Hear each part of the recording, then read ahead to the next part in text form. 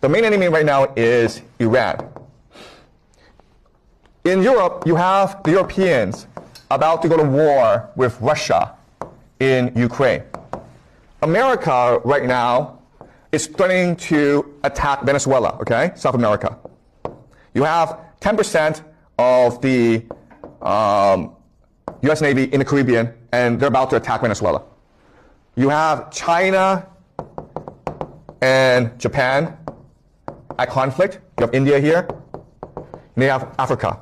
Okay? So what's going to happen in the short term? Okay, well, what we know is that Europe is planning to go to war with Russia. Okay? Europe is about to go to war with Russia, okay? At the same time, you have a lot of immigrants in Europe. And this is going to create civil wars in Europe. Okay, civil war. So you have both war with Russia as well as civil war. So Europe is kind of screwed, okay?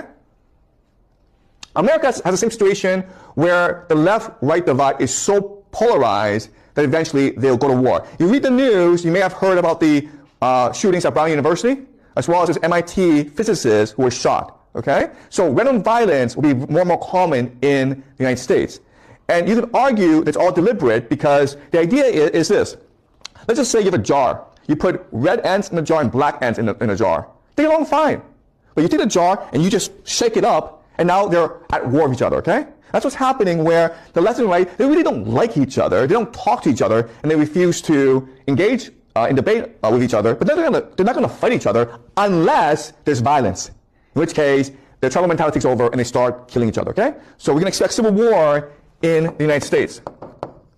Then you're going to have the Americans start to attack Venezuela and possibly other countries in South America. So America is in for a bad time, okay?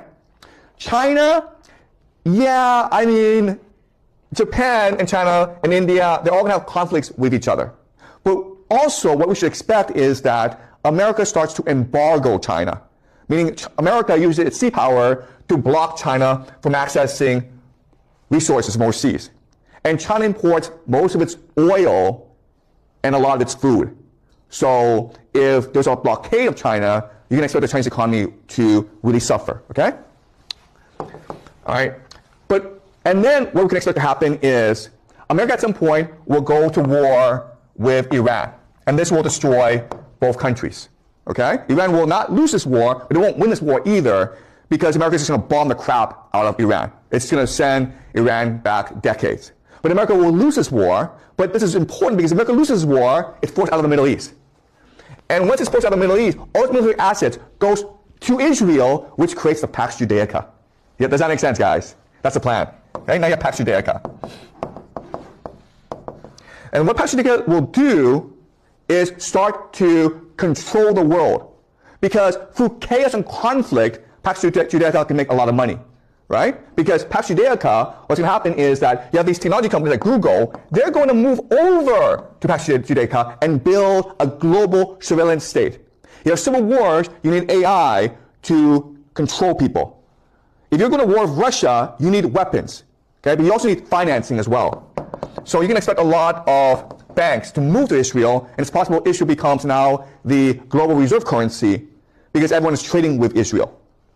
If you're Russia, you need to trade your resources, right? Oil, energy, and grain, okay? So Russia controls a third of the world's carbohydrates. Guess what, guys? Israel controls Africa. So what will happen is that Russia and other countries will sign a trade agreement with Israel, and Israel becomes the center of global trade. Okay? Does that make sense? So this is how Pax Judaica will profit. And remember that Israel has the world's best intelligence agency, the Mossad. And what they can do is go around the world and create as much chaos as possible.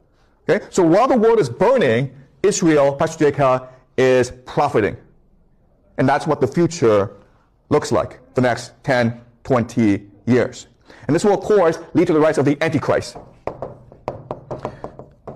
who will take control of Pax Judaica and force the world to eventually attack Israel in something called the War of Gog and Magog. And this will, of course, lead to the second coming of Jesus. So that's a grand plan, okay? Right? Is that this theory, even though it doesn't really make much sense and you may not believe it, it does help us connect the past, explain the present, and predict the future, okay? All right, so without further ado, let's go into this theory. You remember Jacob Frank,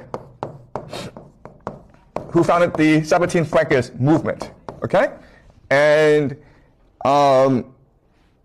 he will convert to the Catholic religion, and he will encourage his followers to also follow him into the Catholic religion and also to infiltrate secret societies. One of his friends, one of his patrons, is Mayer Rothschild, who is founder, of course, of the Rothschild banking dynasty, which we discussed last class. He will introduce Jacob Frank to another person named Adam Weishaupt in Bavaria, okay, in present-day Germany. All right, now Adam Weishaupt, he is actually a former Jesuit, okay? So he's a member of the Catholic Church. He's also a Jew. Okay, and again, we don't have any evidence that these three actually know each other. But this is a theory, all right? So let's assume they knew each other. What they will do together is create a new organization called the Illuminati. And this organization is what controls the world, the Illuminati. Now, there is a legend that Adam Weishaupt, after he created the Illuminati, he encouraged his followers to infiltrate another organization called the Freemasons. And these were extremely prominent members of European society. Okay, these were intellectuals like Goethe, these were nobility, these were bankers. And so this is the framework that controls the world, okay?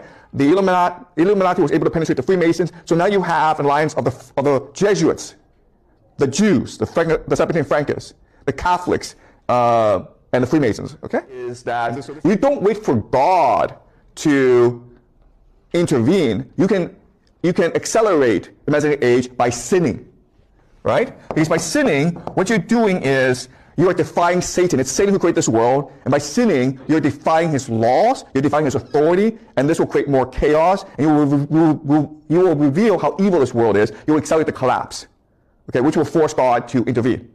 And then during the Messianic age, what will happen is material pleasure. Okay, so rather than everyone being spiritually pure, we'll have a lot of sex. We will have feast. We will live forever. Okay, that's a Frankist interpretation of this eschatology. Okay? Does that make sense? Then you have the Christian Zionists. Okay, the Christian Zionists. I'll explain who the Christian Zionists are later on. Okay. But what the Christian Zionists will do is they will take this Jewish eschatology but interpret it in a Christian context. Okay? So for the Christians, they believe that yes, all of this will happen, okay? The Jews will establish the Messianic age. But this is really the Antichrist system. Okay? The Antichrist, who is the Jewish Messiah, will establish a world government that will dominate the world. And he will establish something called the Mark of the Beast. Mark of the Beast is basically digital ID. Okay? So just think of a microchip in your forehead or wherever that, and so you can be tracked, you can monitor. Okay? So basically an AI surveillance system. Okay? So this is what the Messianic age of the Jews will look like, but it's the Antichrist system. And eventually what will happen is that the people will rebel against Israel, and this will lead to something called the War of Gog and Magog. Okay? And when it seems as though Israel is about to be defeated in the battle of Armageddon, okay, what will happen is that Jesus will return. Jesus will return, second coming, and he will take all the Christians to heaven. It's called the rapture. And then he will kill a third of the Jews, a third will convert, and this will usher in the Messianic age, okay? So this is the Christian interpretation. Sorry, Freemasons. They practice a new philosophy called deism. What makes deism different is that it's an Enlightenment philosophy. So the idea is that God did create the world, the universe. That's why we are here. But then God left. And now, because of free will, free choice, we can do whatever we want. Okay? And our mission is basically to achieve godhood through science, through open debate, through rational thinking. And what are the signs of godhood? How do we know that we can become God? When we're able to do three things, okay? The first thing is to warp reality. Okay? To basically manipulate the essence of matter. And we've been able to do that because of something called the nuclear bomb. Right? So we've achieved that. So in other words, the nuclear bomb was a Freemason project to achieve godhood. All purposeful because remember, the part of the plan is to force the Jews to return to Israel. That's very important for this plan to work out. Okay? And something we'll discuss is something called the red heifers. So red heifers are red cows that are perfectly genetically modified. And you need the red heifers in order to, you have to sacrifice the red heifers to purify the ground in order to reconstruct the Solomon's temple, okay? And guess what? They've already sacrificed the red heifers. So it seems as though everything is in place. All right? They're moving towards Pax Judaica.